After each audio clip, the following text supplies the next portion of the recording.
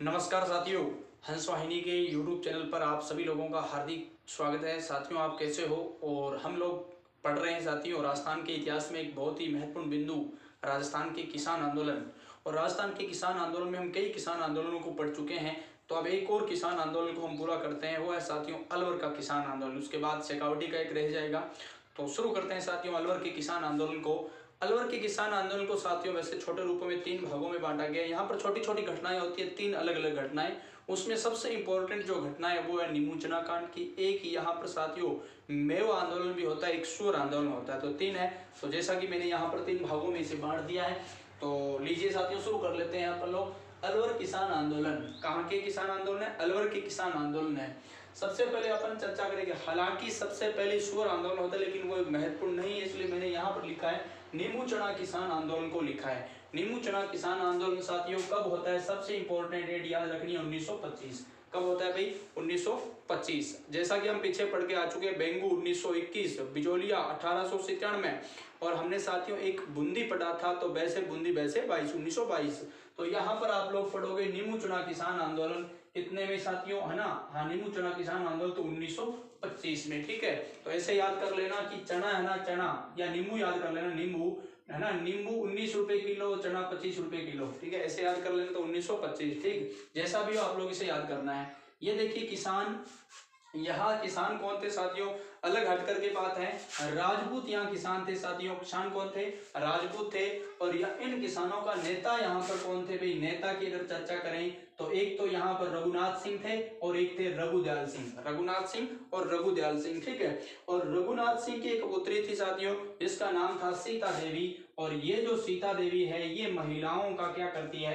नेतृत्व करती है इस किसान आंदोलन में। महिलाओं का नेतृत्व करती है किसान आंदोलन में, ध्यान रखना। उधर हमने अंजना देवी की बात की थी जब रामनारायण चौधरी की बात कर रहे थे बेंगू किसान आंदोलन में। ठीक है, तो अब देखिए बात है 14 मई की। देखो हम नीमू चना किसान आंदोलन पढ़ रहे हैं, जो कि 1925 में साथियों शुरू हुआ था।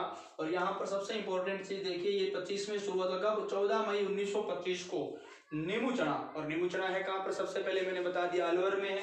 और अलवर की कौन सी तहसील है? अब वर्तमान में बानसूर जो तहसील है अलवर की, है ना, अलवर की। और यहाँ पर किसान सभा होती है, एक क्या होती है? किसान सभा होती है। और यहाँ पर साथियों एक कमांडर है, इस कमांडर का नाम क्या है? छाजू सिंह। कमांडर का नाम क्या है? छाजू सिंह। और ये से कहा जाता है, इसी छाजू सिंह को कहा जाता है राजस्थान का जनरल डायर। तो ठीक है, क्यों कहा जाता है? क्योंकि इस छाजू सिंह के द्वारा इस किसानों की सभा में, जो कि नीमूचना गांव के बानूसर, नीमूचना में हो रही थी, बानूसर के नीमूचना में, उस पर गोलियां चलवाने से अनेक किसान यहाँ पर क्या हो गए? शहीद। संख्या फिक्स नहीं लिखी, तो अनेक किसान हो गए शहीद। अब देखिए जैसे ये शहीद हुए, तो इस घटना को महात्मा गांधी ने, 2 व्यक्तियों को याद रखना है, एक तो अम गांधी का मतलब मोहनदास करमचंद गांधी, और जलियांवाला बाग हत्याकांड से भी विभत्स बताया। महात्मा गांधी ने जलियांवाला बाग हत्याकांड से भी विभत्स बताया इस घटना को। तो देखिए, है ना, दोहरी डायरसाई, डबल डायरिज्म। ठीक है, तो ये बात थोड़ा सा आप लोग ध्यान रख लेना। दोहरी डायरसाई, जलियांवाला बाग हत्याकांड से भी विभत्स बताया महात्मा गांधी ने किस घटना को? बहुत इंपॉर्टेंट है, नीमू चना। ठीक है, अब नीमू चना कांड कौन कहता है? एक व्यक्ति जिसका नाम देखिए रामनारायण चौधरी। दूसरे व्यक्ति की मैं चर्चा कर रहा था, रामनारायण चौधरी। रामनारायण चौधरी इस घटना को कहते हैं नीमू चना हत्याकांड। क्या कहते हैं? नीमू चना हत्याकांड। तो याद रह जाएगा दोनों बात। यानी महात्मा गांधी ने इसे दोहरी डायरसाई कहा, यानी कि अपन कह सकते हैं जलियांवाला बाग हत्याकांड से भी विभत्स यानी भयानक था ये कांड।